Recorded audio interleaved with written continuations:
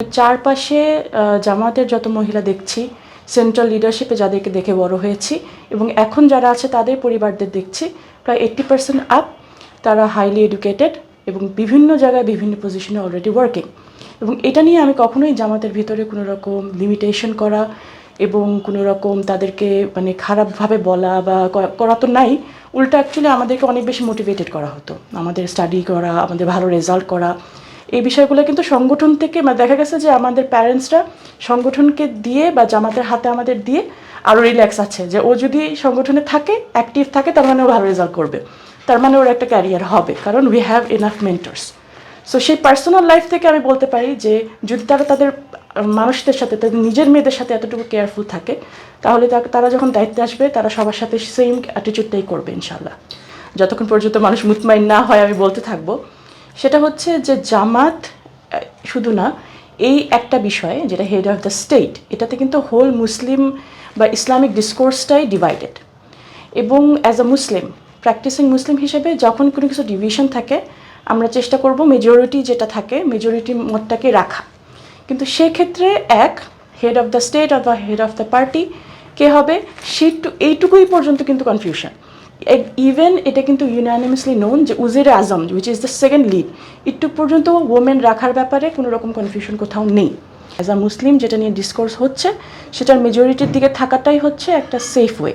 But এটার সাথে সাথে আমরা দুইটা জিনিস আরও বলছি।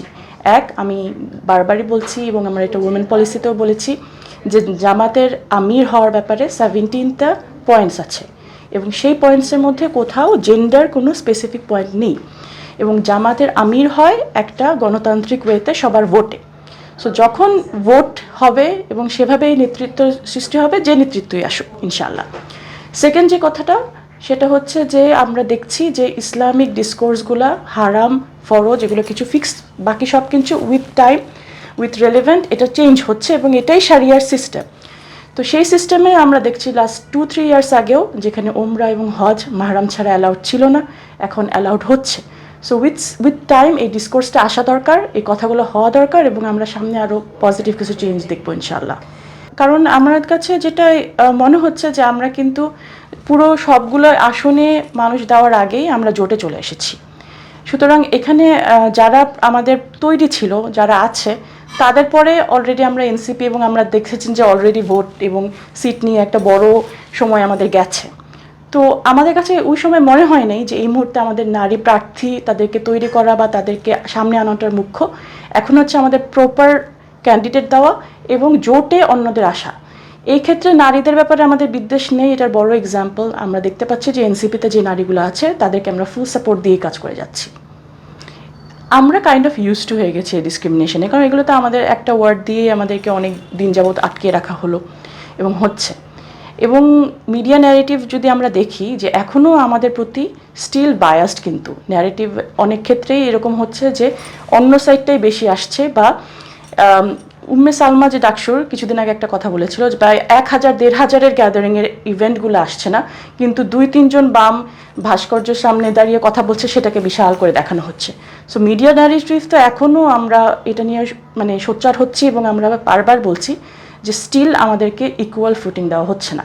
আমরা যে জনসমাবেশগুলো করছি, লাস্ট আই থিঙ্ক 29th ভাইয়ার একটা জনসমাবেশ গেছে এবং এই জনসমাবেশ কিন্তু মেয়েরা বেশি ছিল ছেলেদের চেয়ে, এবং মানে উপরের ছাদ পর্যন্ত ভরে গেছে, এতটাই মেয়ে ছিল।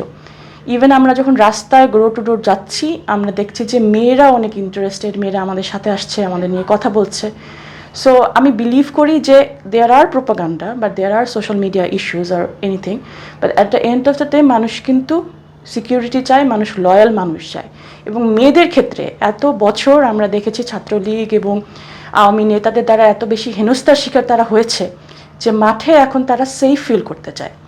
এবং এই ক্ষেত্রে আমাদের দলের ব্যাপারে কোনো নেগেটিভ ইম্প্যাক্ট এখন পর্যন্ত নেই এবং সামনেও আসবে না ইনশাআল্লাহ।